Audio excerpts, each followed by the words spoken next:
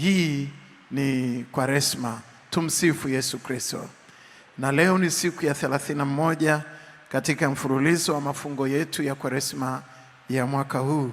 Mabibi na mabwana, mada inayotuongoza katika Kwaresma hii inasema kutoka msimu mpaka kusudi. Kutoka misimu mpaka kusudi. From seasons to reason. From seasons to reason. Na neno kuu linalotuongoza ni kutoka kitabu cha Mhubiri ule mlango wa 3 mstari wa 1. Biblia inasema kwa kila jambo kuna majira yake na wakati kwa kila kusudi chini ya mbingu. Tena katika kitabu cha Matendo ya Mitume ule mlango wa 3 mstari wa 19, Biblia inasema tubuni basi mrejee ili dhambi zenu zifutwe, mpaka wa 20. Kitabu cha Wafalme wa Pili ule mlango wa 7 mstari wa 1 mpaka wa 20. Na mimi nitawatangulia kusoma katika jina la Yesu Kristo wa Nazareti aliye hai. Na neno la Mungu lasema hivi: Elisha akasema, lisikieni neno la Bwana. Bwana asema hivi, kesho panapo saa hii kipimo cha unga mzuri kitauzwa kwa shekeli, na vipimo viwili vya shairi kwa shekeli langoni pa Samaria. Basi yule akida ambaye mfalme alikuwa akitegemea mkono wake akamjibu yule, sema, tazama, kama Bwana angefanya madirisha ya mbinguni, kama Bwana angeyafanya madirisha ya mbinguni, je, jambo hili lingewezekana? Akamwambia, angalia, wewe utaliona kwa macho yako, lakini hutakula. Basi walikuwapo watu wanne wenye ukoma penye lango la mji, wakanyendo ya magari na kishindo cha farasi kama kishindo cha jeshi kubwa. Wakaambiana, tazama, mfalme wa Israeli amewaajiri wafalme wa Wahiti na wafalme wa Wamisri waje kupigana nasi. Kwa hiyo wakaondoka wakakimbia, kungali giza bado. Wakaziacha hema zao na farasi zao na punda zao na kimo chao vile vile kama kilivyokuwa na kituo chao kama kilivyokuwa, wakakimbia wapate kujiponya nafsi zao. Basi wale wenye ukoma walipofika mwishoni mwa kituo, waliingia katika hema moja, wakala na kunywa, wakachukua fedha na dhahabu na mavazi, wakaenda wakavificha. Wakarudi wakaingia katika hema ya pili vile vile, wakachukua vitu wakaenda wakavificha. Ndipo wakaambiana, mambo haya tuyafanyayo si mema. Leo ni siku ya habari njema. Leo ni siku ya habari njema, nasi tunanyamaza mkingoja hata tutakapopambazuka, madhara yatatupata. Basi twende tuwafahamishe watu wa nyumba ya mfalme. Basi wakaenda wakaita mabawabu wa mji, wakawaambia, tulifika kituo cha Washami, na tazama hapana mtu yoyote huko, wala sauti ya mtu, ila farasi wamefungwa na punda wamefungwa, na hema zao kama walivyoziacha. Na mabawabu wakawaambia watu wa nyumba ya mfalme. Mfalme akaondoka usiku, akawaambia watumishi wake, sasa nitawaonyesha ninyi walivyotutendea Washami. Wanajua ya kuwa kuna njaa, basi wametoka kituoni ili kujificha kondeni, wakisema, watakapotoka mjini tutawakamata hai, tena tutapata kuingia mjini. Na mmojawapo wa watumishi wake akajibu akasema, kumradhi, baadhi ya watu watwae farasi 5 katika hao waliosalia, waliobaki ndani ya mji. Tazama, wamekuwa kama mkutano wote wa Israeli waliobaki ndani yake. Tazama, wamekuwa kama mkutano wote wa Israeli walioangamia. Tukawapeleke tukaone. Basi wakatoa magari mawili na farasi zake. Mfalme akawatuma kuwafuata Washami, akasema, enendeni mkaangalie. Wakafuatana mpaka Yordan, na kumbe njia yote ilikuwa imejaa mavazi na vyombo walivyovitupa Washami wapate kukimbia upesi. Watu wale waliotumwa wakarudi wakamwambia mfalme. Basi watu wakatoka wakaziteka nyara hema za Washami, ikawa kipimo cha unga mzuri kikauzwa kwa shekeli na vipimo viwili vya shairi kwa shekeli, sawasawa na neno la Bwana. Naye mfalme akamweka yule akida ambaye alitegemea mkono wake, akawasimamie watu langoni, na watu wakamkanyaga langoni akafa, kama alivyosema yule mtu wa Mungu aliyonena hapo mfalme alipomshukia. Ikawatukia kama vile mtu wa Mungu alivyomwambia mfalme, vipimo viwili vya shairi kwa shekeli na kipimo cha unga mzuri kwa shekeli ndivyo vitakavyokuwa kesho panapo saa hii katika lango la Samaria. Kesho panapo saa hii katika lango la Samaria.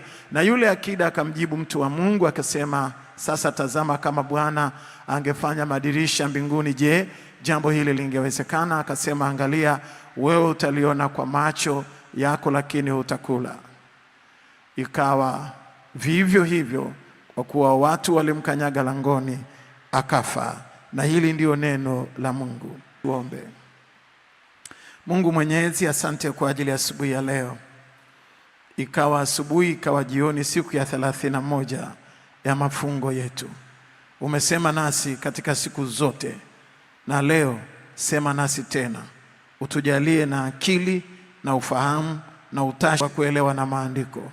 Utubariki sasa na daima, katika jina la Yesu, jina lipitalo kila majina, wote tuseme amen. Wapendwa mabibi na mabwana, tunaangalia juu ya somo letu na mada yetu pana, na ninawakaribisha katika dakika 40 za darasa asubuhi ya leo. Namna gani ya kutumia msimu kwa ajili ya kusudi. How to use season for the reason. How to use season for the reason. Hii ni falsafa kubwa sana.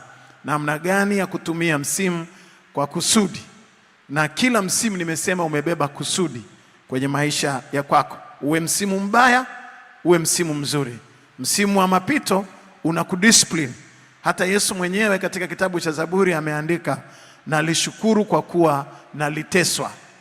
Imeandikwa, nalishukuru kwa kuwa naliteswa. Nashukuru kwa kuwa naliteswa. Maana kabla sijateswa sikuwa nimefikia kwenye discipline ambayo nimekuwa nayo. Imeandikwa katika kitabu cha Zaburi. Kwa hiyo uwe msimu mbaya, uwe msimu mzuri, umebeba kusudi maalum katika maisha ya kwako. Na kwa neema ya Mungu nimepita katika misimu mbalimbali, lakini kuna misimu mingine mibaya, ila ilinitia adabu, kapata discipline ya kuendelea mbele. How to use season for the reason. Na somo la leo tunaangalia juu ya the power of now. The power of now. Nguvu ya sasa.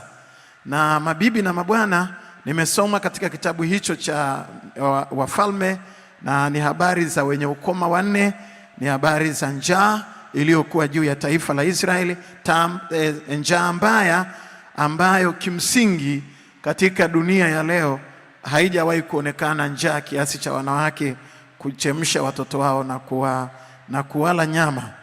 Mabibi na mabwana, ninaenda kwa haraka kwenye mafundisho yetu ya asubuhi ya leo, na nina hoja za kitheolojia na hoja za kifalsafa asubuhi ya leo katika maudhui na muktadha.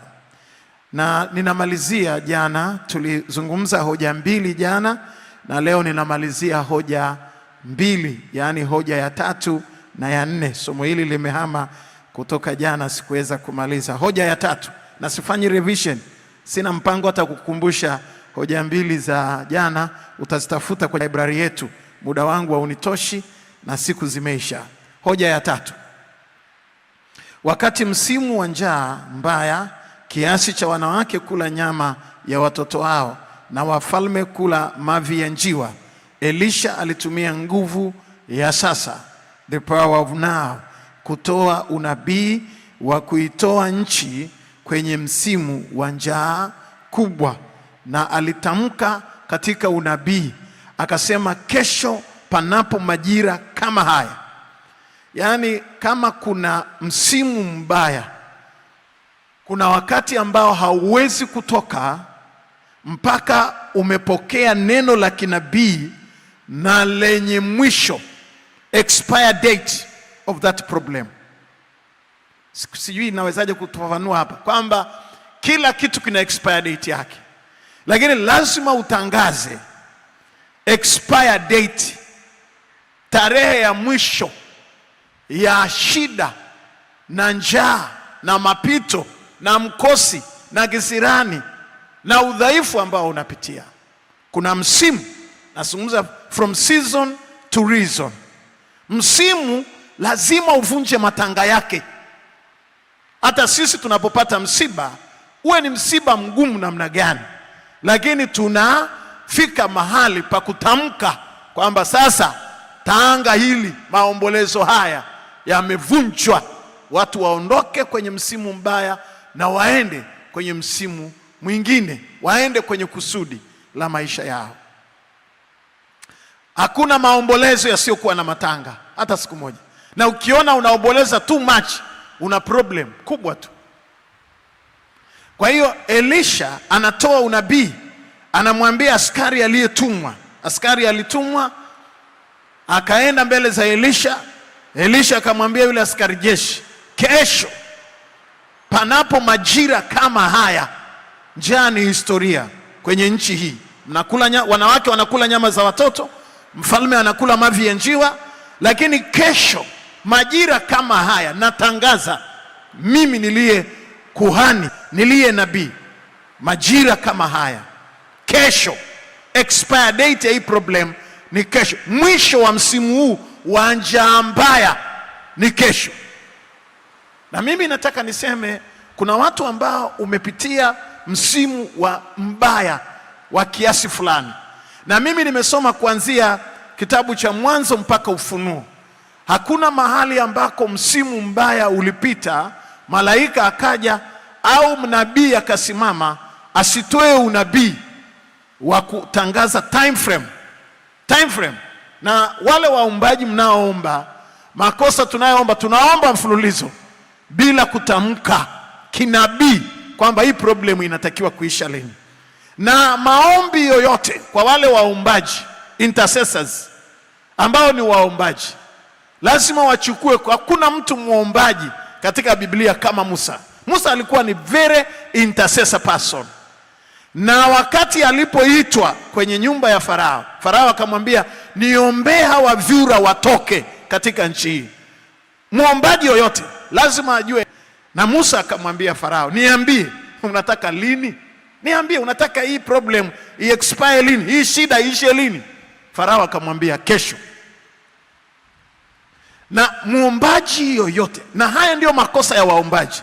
Malaika alipokuja kwa Yusufu alipokuja kwa Ibrahim na Sara, hivyo hivyo. Na msimu unaweza ukapitiliza kama hautauwekea time frame, kama hautautamkia the power of now, nguvu ya sasa. Wana wa Israeli waliambiwa watakaa miaka 30, miaka 400 Misri, lakini kwa sababu alikosekana mtu wa kutoa unabii, walikaa miaka 430, walizidisha miaka 30 ya mateso. Lakini kukaa Babeli miaka 70, Biblia inasema ndipo Danieli akavisoma vitabu na akagundua ya kwamba walipaswa Babeli miaka 70 na walikuwa wameshapitiliza. Ndipo Danieli akasimama akaanza kuomba kwa upya. Hali kadhalika na yule aliyeujenga ukuta wa Jerusalem, Nehemia, akasimama akasema nikagundua ya kwamba muda wa kukaa umeshaisha. Muda wa kukaa uhamishoni kwenye hii problem umeisha. Lazima ujue the power of now. You must understand the power of now. Askari wa jeshi la mfalme askari wa jeshi la mfalme alipingana na nguvu ya sasa, the power of now. Akapinga, akasema jambo hili haliwezekani, kwa sababu aliangalia njaa iliyopo, hakuna miundombinu. Akaona huyu mtumishi wa Bwana, huyu mchungaji Elisha haelewi society huku ina shida gani. Yani haelewi, haiwezekani kwamba kesho kukawa na financial freedom, economic freedom, kukawa na chakula. Haiwezekani kesho hata mbingu zingefunguka.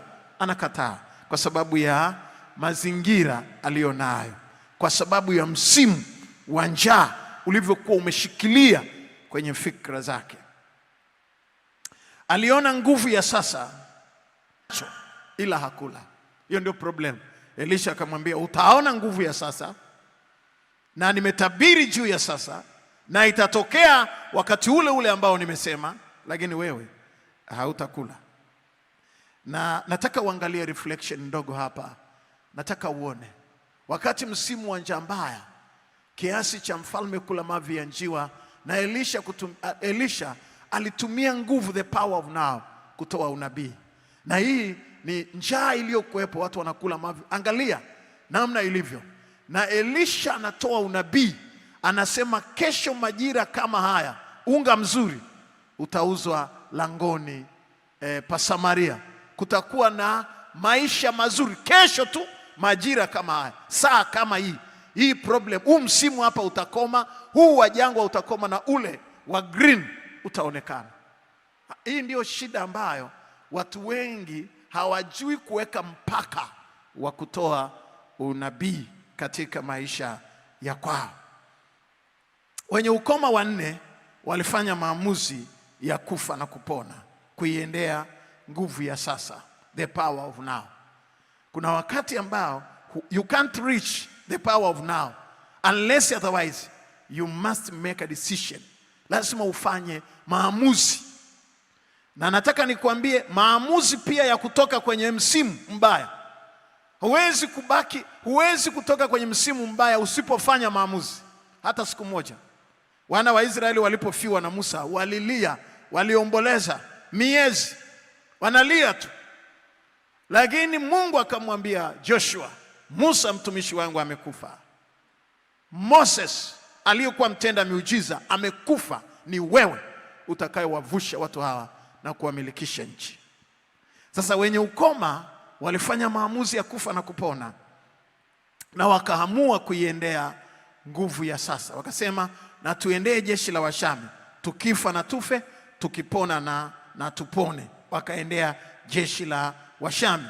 Na unaweza ukaona hapa reflection yetu. Hawa walikuwa wenye ukoma 4, walifanya maamuzi ya kufa na kupona, kuendea nguvu ya sasa, the power of now. Maamuzi magumu yanahitajika katika kutumia msimu kwa ajili ya kusudi. Maamuzi magumu yanahitajika katika kutumia msimu kwa ajili ya kusudi. How to use a season for the reason. How to use it. Namna ya kutumia msimu. Huu ni msimu wa njaa. Lakini msimu, ili utoke kwenye msimu mbaya, kuna baadhi ya maamuzi ambayo uweze kufanya. Na maamuzi haya mara nyingi yanakuwa ni maamuzi ya kufa na kupona. Mungu ni Mungu anayeheshimu maamuzi. Na total life, jumla ya maisha ya mwanadamu ni maamuzi. Nilishafundisha tena. Ukipita barabarani unaamua ni overtake au nisi overtake. Leo ulishaamua nivae nguo gani, niamke saa ngapi, niende, nisikilize au nisisikilize. Maisha ni maamuzi. Ila kuna maamuzi magumu ambayo tunasema ni yale maamuzi ya kufa na kupona, na hawa ndio wale ambayo walifanya ndugu zetu wenye ukoma 4. Ili kutoka kwenye msimu mbaya, kutumia huo msimu mbaya kwenda kwenye kusudi, unahitaji maamuzi. Rudia tena. Ili kutoka kwenye msimu mbaya na kutumia huo msimu mbaya kwenda kwenye kusudi, unahitaji maamuzi ya kufa na kupona. Na haya ni yale maamuzi ya kijasiri, maamuzi ya kuendea msalaba. Amua kutoka kwenye msimu huu mbaya. Amua kutoka kwenye msimu huu mbaya. Amua. Yaani hilo lazima nisisitize. Amua kutoka kwenye msimu huu mbaya. Amua. Kuna watu ambao wameridhika na msimu mbaya. Unaweza kuangalia reflection yetu hapa. na ukaweza kuona namna ambavyo msimu mbaya unaweza ukawepo. Ni njia mbili zinakuwepo pale, ili kutoka kwenye msimu mbaya na kutumia huo msimu mbaya kwenda kwenye kusudi.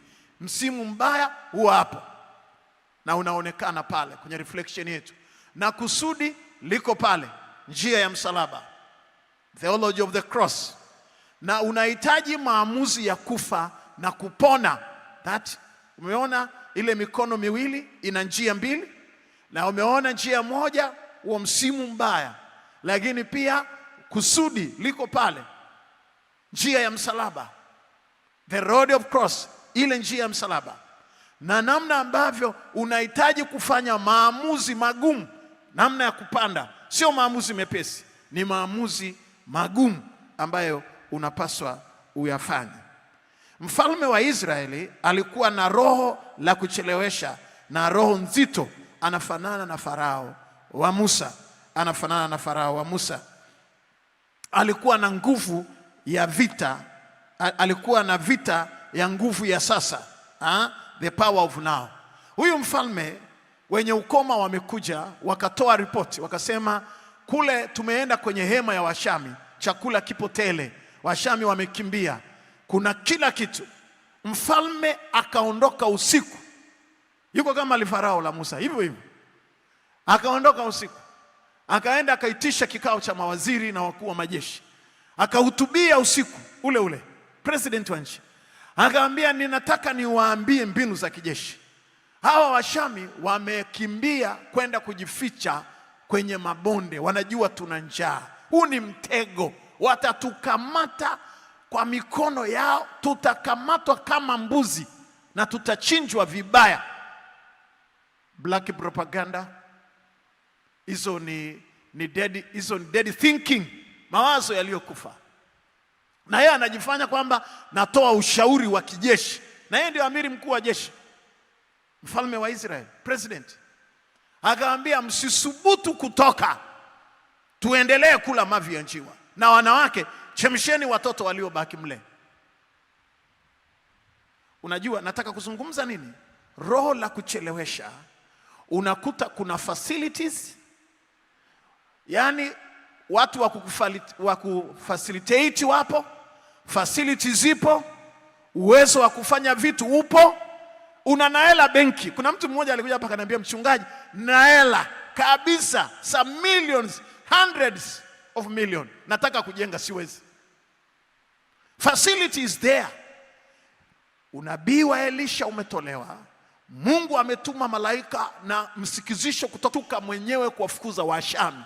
Mfalme wa Israeli ameshaambiwa na wenye ukoma, tumefika kwenye lango na kwenye kambi ya Washami, hakuna kitu, kuna mavyakula tele, sisi wenyewe tumekula hapa.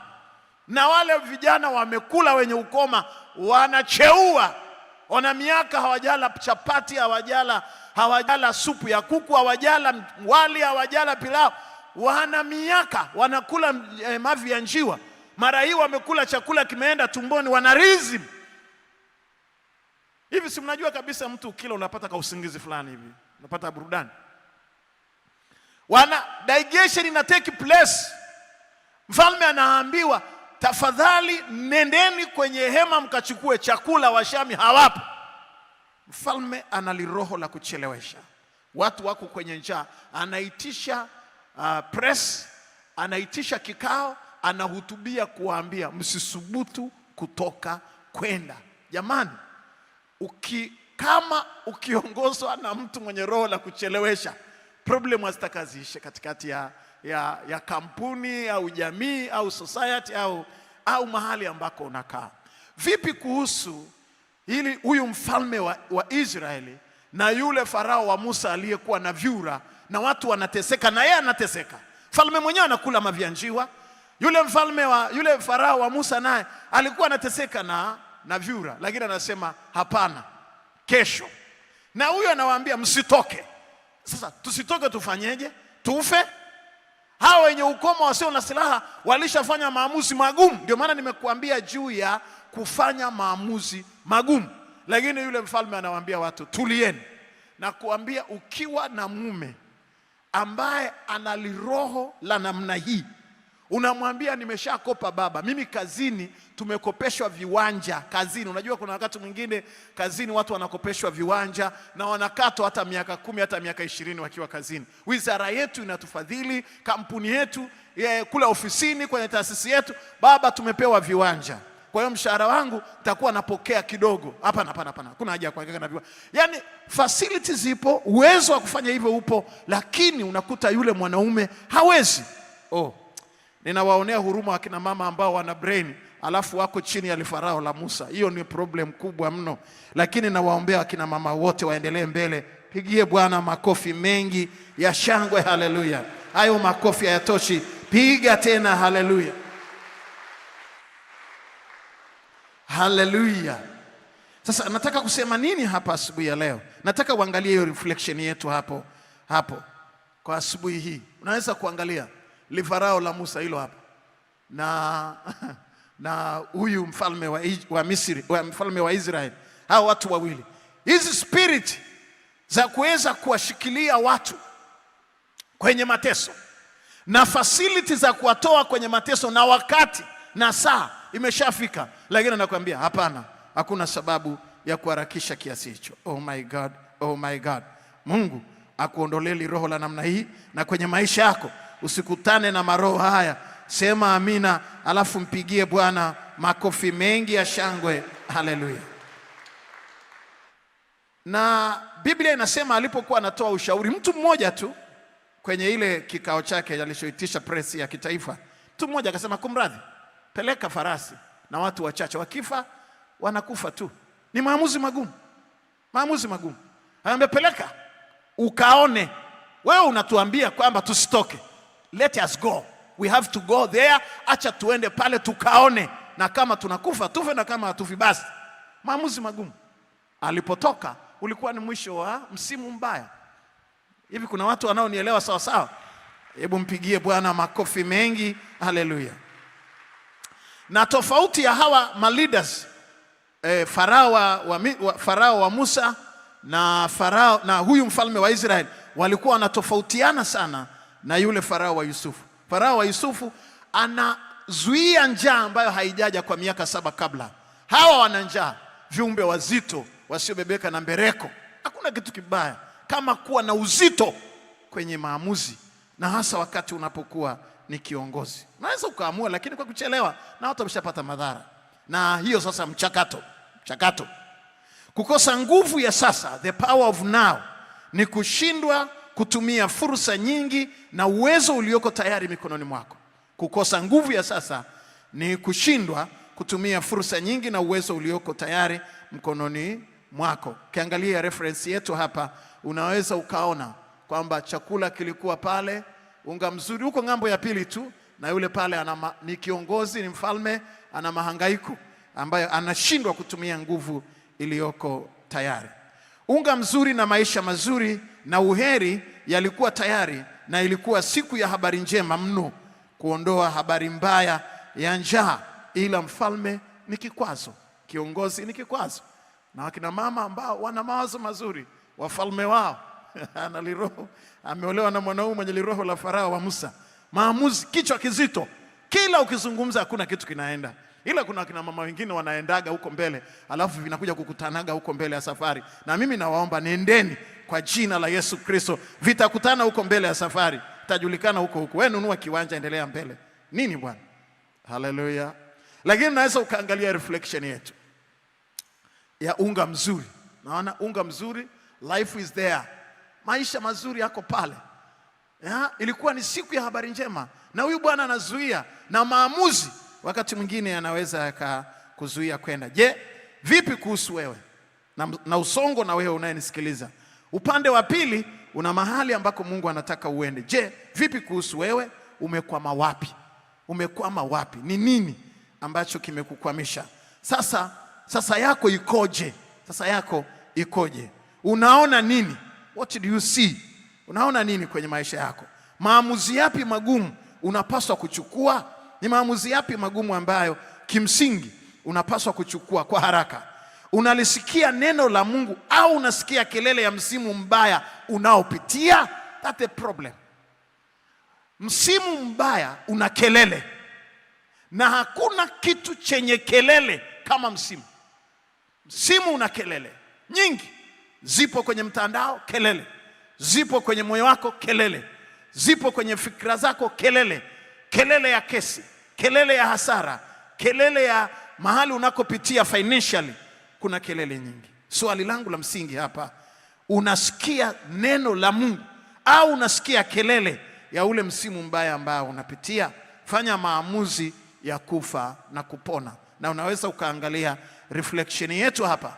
Hizi ni kelele. Huyu mtu ana kelele ya kimsimu, ana kelele ya kimsimu. Na mimi nataka nikuulize tena, vipi kuhusu wewe? Umekwama wapi? Sasa yako ikoje? Unaona nini? What do you see? Maamuzi yako, maamuzi yapi magumu unapaswa kuchukua? Lazima uangalie kwenye somo hili. Unalisikia neno la Mungu au unasikia kelele za msimu mbaya unaopita katika maisha yako? Na mwisho, fanya maamuzi ya kufa na kupona. Mabibi na mabwana, maisha ni marefu kuliko msimu wa njaa mbaya. Maisha ni marefu kuliko msimu wa njaa mbaya, kiasi cha wanawake kula nyama ya watoto wao na mfalme kula mavi ya njiwa. Life is longer than a season. Oh my God, oh my God. Lazima nimalize hii hoja ya 4 ya mwisho. Nataka kuondoka hapa, naenda kwa haraka. Unajua muda wangu haunitoshi, mafalsafa na mawazo ni mengi. Haya, hoja ya 4 na ya mwisho, na summarize kwa haraka. Ni hoja nzito kidogo. Kukosa nguvu ya sasa, the power of now, kunasababisha Yesu Kristo aliye machozi. Yani nataka kuonyesha tu, kubold na kuonyesha kwa uzito namna gani the power of now is needed in your life. Namna gani hiyo nguvu ya sasa inahitajika katika maisha ya kwako. Kukosa hiyo nguvu ya sasa, Yesu Kristo analia machozi. Yesu Kristo anakulilia machozi kwa kukosa kwako nguvu ya sasa. Katika kitabu cha Luka ule mlango wa 19 mstari wa 41 mpaka wa 44. Luka mlango wa 19 mstari wa 41 mpaka wa 44. Biblia inasema hivi: alipofika karibu aliuona mji, akaulilia akisema, laiti ungalijua hata wewe katika siku hii yapasayo amani, lakini sasa yamefichwa machoni pako. Kwa kuwa siku zinakuja, adui zako watakapokujengea boma likuzunguke, watakuzingira na kukuhusuru pande zote. Watakuangusha chini, wewe na watoto wako ndani yako. Wasikuachilie jiwe juu ya jiwe, kwa sababu hukutambua majira ya kujiliwa kwako. Hukutambua majira ya kujiliwa kwako. Hukutambua majira ya kujiliwa kwako. Kwa hiyo hii ni falsafa pana sana na theolojia pana. Hata kwa hizi dakika chache najitahidi tu kusummarize, lakini unaweza ukaangalia reflection yetu hapa. Yesu anakulilia machozi. Yesu, kukosa nguvu ya sasa, the power of now, kunasababisha Yesu Kristo aliye machozi. Na yani Yesu anafika, anaangalia namna ambavyo sasa hivi. Unafikiri wakati Mungu anaangalia mfalme alivyokuwa anahutubia na kuambia watu tuendelee kubaki kula mavi ya njiwa na wanawake wabaki kwenye njaa ya kula watoto wao, na Mungu ameshaondoa problem, what do you see? Ni cry, ni machozi, ni machozi ya mbingu. Mabibi na mabwana, hii ni falsafa pana sana ya kuijua msimu na kusudi katika maisha ya kwako. Vipi kuhusu msimu wa baraka, miaka hii miema katika maisha yako? Sasa yako leo uko kwenye position ipi? Huwa unajua siku ya kujiliwa kwako au Yesu Kristo anakulilia? Je, umezihuzunisha mbingu? Unajua siku ya kujiliwa kwako? Unajua leo ambao kwa Mungu amekupa umri huu na amekupa na uzima, pengine amekupa na uhuru wa kuamka asubuhi na kwenda mahali unakotaka. Mungu amekuepusha na balaa nyingi tu. Saa hizi tunapoongea hapa kuna watu ambao hawana uhuru. Dunia nzima kuna magereza mengi tu, na si kwamba wale walioko magereza walio wengi wamefanya makosa yanayostahili kuwepo pale. Ni balaa tu, ni mkosi tu, ni bahati mbaya tu. Wengine wamesingiziwa ni very innocent person, lakini wamewekewa ukuta. hawana nguvu ya sasa, hawawezi kutembea, hawana uhuru kama wewe ulionao hapa asubuhi ya leo. Hivi umeangalia na huwa unajua siku ya kujiliwa kwako Yesu Kristo anakulilia. Na angalia reflection hii, haya ni machozi Yesu anakulilia wewe unayesikia asubuhi ya leo, wewe ambaye Mungu amekupa neema ambazo hauzijui na hautaki kuzijua. Umejawa malalamiko, kazini unalalamika, una maisha ya kulalamika, ya kukatisha tamaa. Kila mtu unayekutana naye unataka umweleze jinsi ambavyo unateseka, jinsi ambavyo unateseka, jinsi ambavyo unalia. Kuna watu wanaeleza matatizo ya ndoa, hata matatizo yenyewe hayapo. Basi tu ni kisirani chako umeamka nacho. Una wanaoeleza matatizo ya kazini, mimi na bosi wangu, hata ya matatizo hayapo, lakini ameinuka tu. Ni akili zake zinavyomuonyesha kwamba bado kuna njaa. Njaa Mungu ameiondoa saa nyingi, lakini bado una mahangaiko. Moyo wako una wake up call. Moyo wako una wake up call ya nguvu ya sasa, the power of now. Wale watu wa Emau hawakuwa na nguvu ya sasa, the power of now. Ukisoma katika kitabu cha Luka ule mlango wa 24 mstari wa 29 na wa 32, Biblia inasema hivi: wakamshawishi wakisema, kaa pamoja nasi kwa kuwa kumekuchwa na mchana unakwisha. Akaingia ndani kukaa nao. Ikawa alipokuwa ameketi nao chakulani, alitoa mkate, akaubariki, akaumega, akawapa. Wakafumbuliwa macho yao, wakatambua, kisha akatoweka mbele yao. Wakaambiana, je, mioyo yetu haikuwaka ndani yetu hapo alipokuwa akisema nasi njiani na kutusimulia na kutufunulia maandiko? Hawa ni watu wa Emau, walikuwa wawili. Baada ya Pasaka, siku ya Jumatatu tunasema tembea na Kristo mfufuka. Yesu anakutana nao, watu wanaenda kijiji kinaitwa Emau. Ametembea nao more than 12 hours, masaa 12 njiani. Amekaa nao, alafu ameingia mpaka wakamlazimisha. Alikuwa anapitiliza pia, lakini wale wa jamaa walikuwa wakarimu, wakamlazimisha akaingia, akakaa nao, akamega mkate, akawapa. Alipowapa ule mkate, macho yao yakafunguliwa.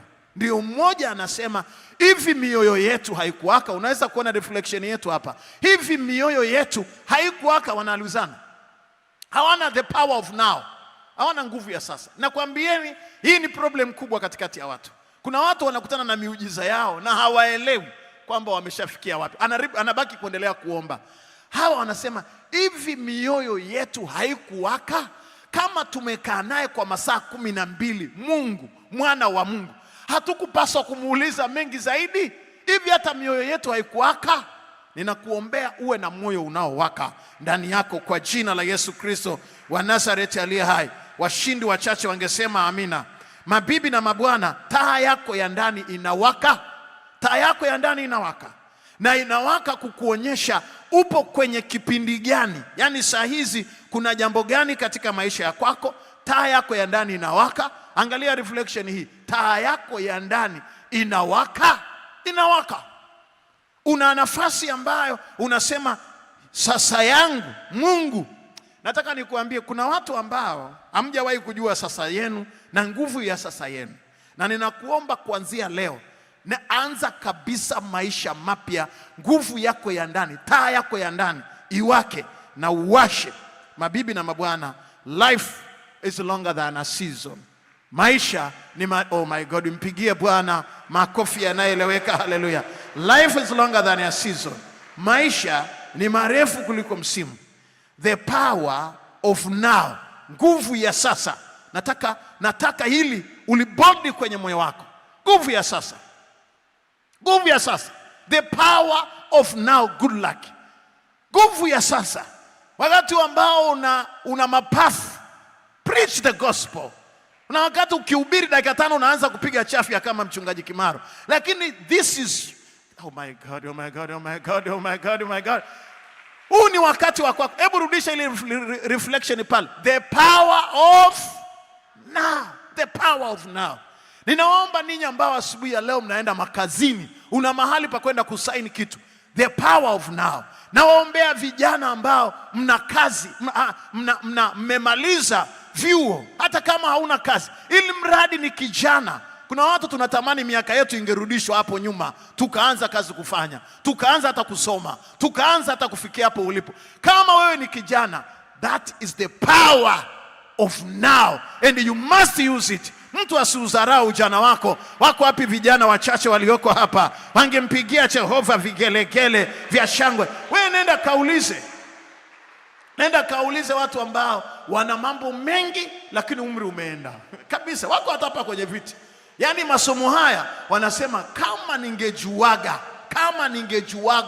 kama mchungaji Kimaro ungekujaga nikiwa ninaanza kazi. Lakini umekuja. Mtu mmoja akaniambia, mchungaji umeanza kufundisha somo juu ya the power of now, na jana ndio nimepokea mshahara wangu wa mwisho. Ananiambia naumwaje?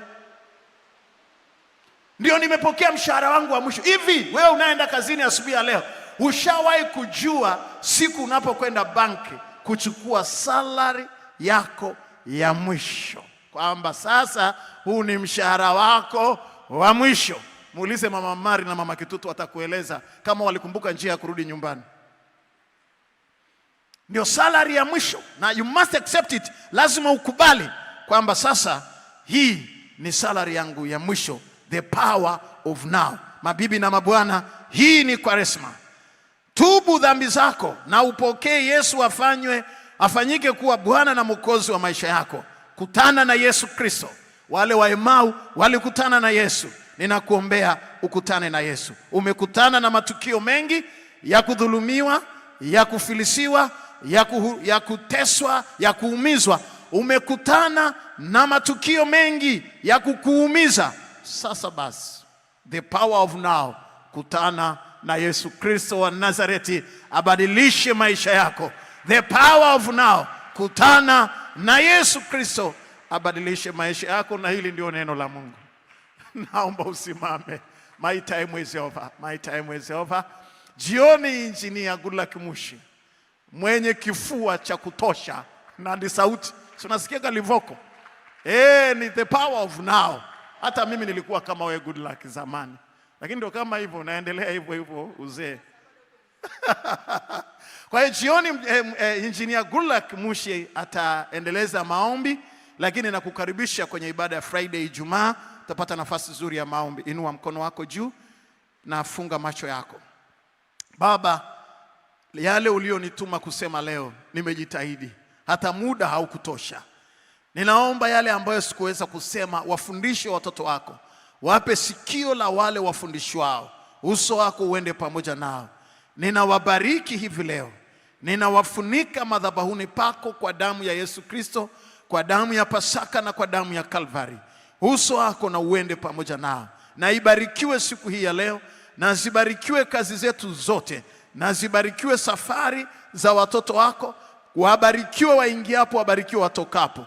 Inua wagonjwa waliopo katika vitanda hivi hapa mahospitalini pamoja na majumbani. Uwarudishie afya, uwaponye majeraha ya ndani na majeraha ya nje. Baba, nimewabariki watu wako. Ninakusihi sasa uzikubali dhabihu na sadaka tulizoleta madhabahuni pako. Ninaomba Mungu Mwenyezi, utubarikie sisi na dhabihu na sadaka zetu, na uzipokee kwako mbinguni. Ninaomba ubariki kazi zote za leo, na mahali tunaenda uso wako uende pamoja nasi daima. Utubariki kuingia na kutoka kwetu sasa na milele, katika jina la Yesu, jina lipitalo kila majina. Amen. Inamisheni vichwa vyenu. Pokeeni mbaraka wa Bwana ninyi nyote mnaomtegemea. Na Bwana Mungu akubarikie na kukulinda. Bwana Mungu akuangazie nuru za uso wake, akufadhili. Na Bwana Mungu akuinulie uso wake, akupe amani. Akubariki Mungu Mwenyezi, uingie hapo na utokapo, kwa jina la Baba na Mwana na Roho Mtakatifu. Amen. Na tumpigie Bwana makofi mengi ya shangwe. Haleluya.